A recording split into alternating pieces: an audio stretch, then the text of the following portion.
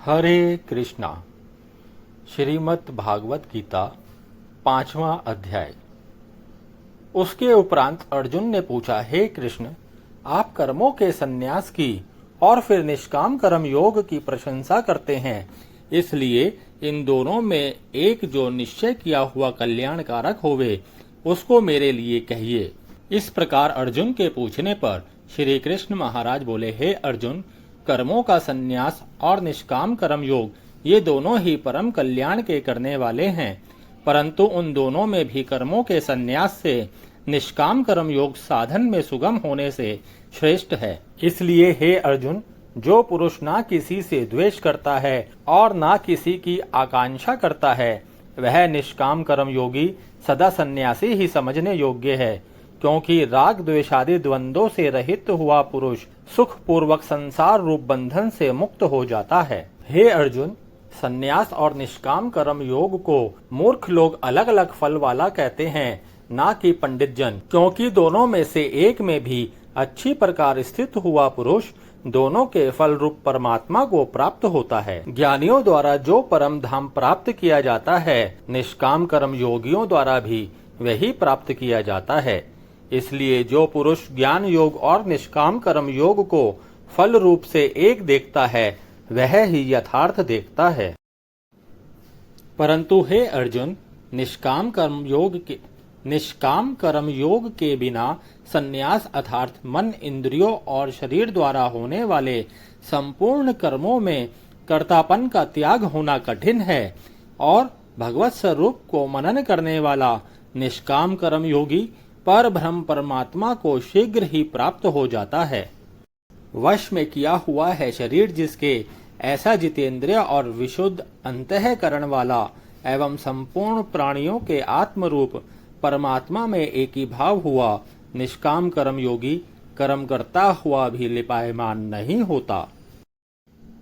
हे अर्जुन, तत्व को जानने वाला सांख्य योगी तो देखता हुआ, सुनता हुआ, स्पर्श करता हुआ, सूंघता हुआ, भोजन करता हुआ, गमन करता हुआ, सोता हुआ, श्वास लेता हुआ, बोलता हुआ, त्यागता हुआ, ग्रहण करता हुआ तथा आंखों को खोलता हुआ और मीचता हुआ भी सब इंद्रियां अपने अपने अर्थों में बरत रही हैं, इस प्रकार समझता हुआ निसंदेह ऐसे माने कि मैं कुछ भी नहीं करता हूँ। परंतु हे अर्जुन, देहाभिमानियों द्वारा यह साधन होना कठिन है और निष्काम कर्म योग सुगम है, क्योंकि जो पुरुष सब कर्मों को परमात्मा में अर्पण करके और आसक्ति को त्याग कर कर्म करता है, वह पुरुष जल में कमल के पत्ते के सदृश पाप से लिपायमान नहीं होता। इसलिए निष्काम कर्म योगी ममत्व बुद्धि रहित केवल इंद्रिय, मन और बुद्धि और शरीर द्वारा भी आसक्ति को त्याग कर अंतःकरण की शुद्धि के लिए कर्म करते हैं। इसी से निष्काम कर्म योगी कर्म के फल को परमेश्वर के अर्पण करके भगवत प्राप्ति रूप शांति को प्राप्त होता है, और सकामी पुरुष फल में आसक्त हुआ कामना के द्वारा बंधता है। इसलिए निष्काम कर्म योग उत्तम है। हे अर्जुन, वश में है अंतःकरण जिसके, ऐसा सांख्य योग का आचरण करने वाला पुरुष तो निसंदेह ना करता हुआ और ना करवाता हुआ 9 द्वारों वाले शरीर रूप घर में सब कर्मों को मन से त्याग कर, अर्थात इंद्रियों के अर्थों में बरतती हैं, ऐसा मानता हुआ आनंद पूर्वक सच्चिदानंद घन परमात्मा के स्वरूप में स्थित रहता है। परमेश्वर भी भूत प्राणियों के नाकर्तापन को और ना कर्मों को तथा ना कर्मों के फल के संयोग को वास्तव में रचता है, किंतु परमात्मा के सकाश से प्रकृति ही बरतती है, अर्थात गुण ही गुणों में बरत रहे हैं। सर्वव्यापी परमात्मा ना किसी के पाप कर्म को और ना किसी के शुभ कर्म को भी ग्रहण करता है, किंतु माया के द्वारा ज्ञान ढका हुआ है, इससे सब जीव मोहित हो रहे हैं। परंतु जिनका वह अंतःकरण का अज्ञान आत्मज्ञान द्वारा नाश हो गया है, उनका वह ज्ञान सूर्य के सदृश उस सच्चिदानंद घन परमात्मा के स्वरूप को साक्षात कराता है। हे अर्जुन, तद्रूप है बुद्धि जिनकी तथा तद्रूप है मन जिनका, और उस सच्चिदानंद घन परमात्मा में ही निरंतर एक ही भाव से स्थिति जिनकी, ऐसे तत्वपरायण पुरुष ज्ञान के द्वारा पाप रहित हुए अपुनरावृत्ति को अर्थात परम गति को प्राप्त होते हैं। ऐसे वे ज्ञानी जन विद्या और विनय युक्त ब्राह्मण में तथा गौ, हाथी, कुत्ते और चंडाल में भी समभाव से देखने वाले ही होते हैं। इसलिए जिनका मन समत्व भाव में स्थित है, उनके द्वारा इस जीवित अवस्था में ही संपूर्ण संसार जीत लिया गया। क्योंकि सच्चिदानंद घन परमात्मा निर्दोष और सम है, इससे वे सच्चिदानंद घन परमात्मा में ही स्थित हैं। जो पुरुष प्रिय को अर्थात जिनको लोग प्रिय समझते हैं, उनको प्राप्त होकर हर्षित नहीं हो और अप्रिय को अर्थात जिनको लोग अप्रिय समझते हैं, उसको प्राप्त होकर उद्वेगवान ना हो, ऐसा स्थिर बुद्धि संशय रहित ब्रह्मवेता पुरुष सच्चिदानंद घन पर ब्रह्म परमात्मा में एक ही भाव से नित्य स्थित है। बाहर के विषयों में अर्थात सांसारिक भोगों में आसक्ति रहित अंतःकरण वाला पुरुष अंतःकरण में जो भगवत ध्यान जनित आनंद है उसको प्राप्त होता है, और वह पुरुष सच्चिदानंद घन पर ब्रह्म परमात्मा रूप योग में एक ही भाव से स्थित हुआ अक्षय आनंद को अनुभव करता है।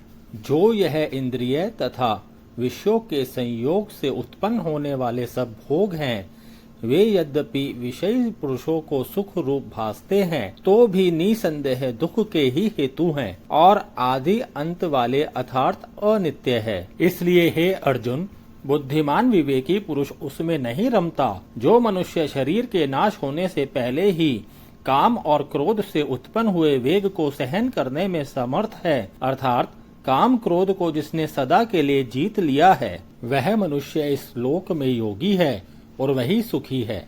जो पुरुष निश्चय करके अंतरात्मा में ही सुख वाला है और आत्मा में ही आराम वाला है तथा जो आत्मा में ही ज्ञान वाला है, ऐसा वह सच्चिदानंद घन पर ब्रह्म परमात्मा के साथ एक ही भाव हुआ सांख्य योगी शांत ब्रह्म को प्राप्त होता है। नाश हो गए हैं सब पाप जिनके तथा ज्ञान करके निवृत्त हो गया है संशय जिनका, और संपूर्ण भूत प्राणियों के हित में है रति जिनकी, एकाग्र हुआ है भगवान के ध्यान में चित जिनका, ऐसे ब्रह्मवेता पुरुष शांत पर ब्रह्म को प्राप्त होते हैं। काम क्रोध से रहित जीते हुए चित्त वाले पर ब्रह्म परमात्मा का साक्षात्कार किए हुए ज्ञानी पुरुषों के लिए सब ओर से शांत पर ब्रह्म परमात्मा ही प्राप्त है।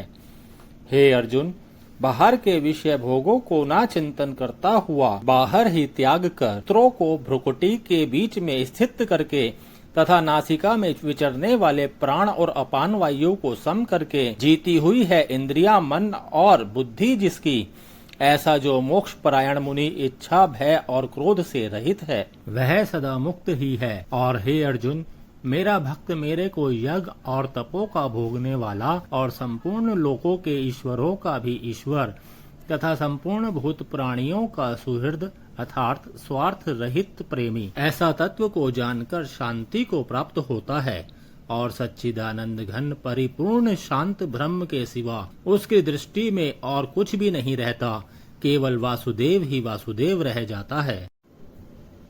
इति श्रीमद् भगवद गीता रूपी उपनिषद एवं ब्रह्म विद्या तथा योग शास्त्र विषयक श्री कृष्ण और अर्जुन संवाद में कर्म संन्यास योग नामक 5वां अध्याय। हरे कृष्णा। श्रीमद् भागवत गीता 5वां अध्याय का महात्म्य। श्री भगवान कहते हैं, देवी, अब सब लोगों द्वारा सम्मानित 5वें अध्याय का महात्म्य संक्षेप से बतलाता हूँ। सावधान होकर सुनो। मद्र देश में पुरुकुत्सपुर नामक एक नगर है। उसमें पिंगल नामक एक ब्राह्मण रहता था। वह वेद पाठी ब्राह्मणों के विख्यात वंश में जो सर्वथा निष्कलंक था उत्पन्न हुआ था, किंतु अपने कुल के लिए उचित वेद शास्त्रों के स्वाध्याय को छोड़कर ढोल आदि बजाते हुए उसने नाच गान में मन लगाया। गीत नृत्य और बाजा बजाने की कला में परिश्रम करके पिंगल ने बड़ी प्रसिद्धि प्राप्त कर ली और उसी से उसका राजभवन में भी प्रवेश हो गया। अब वह राजा के साथ रहने लगा और पराई स्त्रियों को बुला बुलाकर उनका उपभोग करने लगा। स्त्रियों के सिवा और कहीं उसका मन नहीं। धीरे धीरे अभिमान बढ़ जाने से वह एकांत में राजा से दूसरों के दोष बतलाने लगा। पिंगल की एक स्त्री थी जिसका नाम था अरुणा। वह नीच कुल में उत्पन्न हुई थी और कामी पुरुषों के साथ विहार करने की इच्छा से सदा उनकी खोज में घुमा करती थी। उसने पति को अपने मार्ग का कंटक समझकर एक दिन आधी रात घर के भीतर ही उसका सिर काट कर मार डाला और उसकी लाश को जमीन में गाड़ दिया। इस प्रकार प्राणों से वियुक्त होने पर वह यमलोक में पहुंचा और भीषण नरकों का उपभोग करके निर्जन वन में गिद्ध हुआ। अरुणा भी भगंदर रोग से अपने सुंदर शरीर को त्याग कर घोर नरक भोगने के पश्चात उसी वन में शुकी हुई। एक दिन वह दाना चुगने की इच्छा से इधर उधर फुदक रही थी। इतने में ही उस गिद्ध ने पूर्व जन्म के वैर का स्मरण करके उसे अपने तीखे नखों से फाड़ डाला। शुकी घायल होकर पानी से भरी हुई मनुष्य की खोपड़ी में गिरी। गिद्ध पुनः उसकी ओर झपटा। इतने में ही जाल फैलाने वाले बहेलियों ने उसे भी बाणों का शिकार बनाया। उसकी पूर्व जन्म की पत्नी शुकी उस खोपड़ी के जल में डूबकर प्राण त्याग चुकी थी। फिर वह क्रूर पक्षी भी उसी में गिरकर डूब गया। तब यमराज के दूत उन दोनों को यमराज के लोक में ले गए। वहां अपने पूर्वकृत पाप कर्म को याद करके दोनों ही भयभीत हो रहे थे। तदंतर यमराज ने जब उनके घृणित कर्मों पर दृष्टिपात किया तब उन्हें मालूम हुआ कि मृत्यु के समय अकस्मात खोपड़ी के जल में स्नान करने से इन दोनों का पाप नष्ट हो चुका है। तब उन्होंने उन दोनों को मनोवांछित लोक में जाने की आज्ञा दी। यह सुनकर अपने पाप को याद करते हुए वे दोनों बड़े विस्मय में पड़े और पास जाकर धर्मराज के चरणों में प्रणाम करके पूछने लगे, भगवान, हम दोनों ने पूर्व जन्म में अत्यंत घृणित पाप का संचय किया है, फिर हमें मनोवांछित लोकों में भेजने का क्या कारण है, बताइए। यमराज ने कहा, गंगा किनारे वट नामक एक उत्तम ब्रह्म ज्ञानी रहते थे। वे एकांत सेवी, ममता रहित, शांत, विरक्त और किसी से भी द्वेष न रखने वाले थे। प्रतिदिन गीता के 5वें अध्याय का जप करना उनका सदा का नियम था। 5वें अध्याय को श्रवण कर लेने पर महापापी पुरुष भी सनातन ब्रह्म का ज्ञान प्राप्त कर लेता है। उसी पुण्य के प्रभाव से शुद्ध चित्त होकर उन्होंने अपने शरीर का परित्याग किया था। गीता के पाठ से जिनका शरीर निर्मल हो गया था, जो आत्मज्ञान प्राप्त कर चुके थे, उन्हीं महात्मा की खोपड़ी का जल पाकर तुम दोनों पवित्र हो गए हो। अतः अब तुम दोनों मनोवांछित लोकों को जाओ, क्योंकि गीता के 5वें अध्याय के महात्म्य से तुम दोनों शुद्ध हो गए हो। श्री भगवान कहते हैं, सबके प्रति समान भाव रखने वाले धर्मराज के द्वारा इस प्रकार समझाए जाने पर वे दोनों बहुत प्रसन्न हुए और विमान में बैठकर बैकुंठ धाम को चले गए। हरे कृष्णा।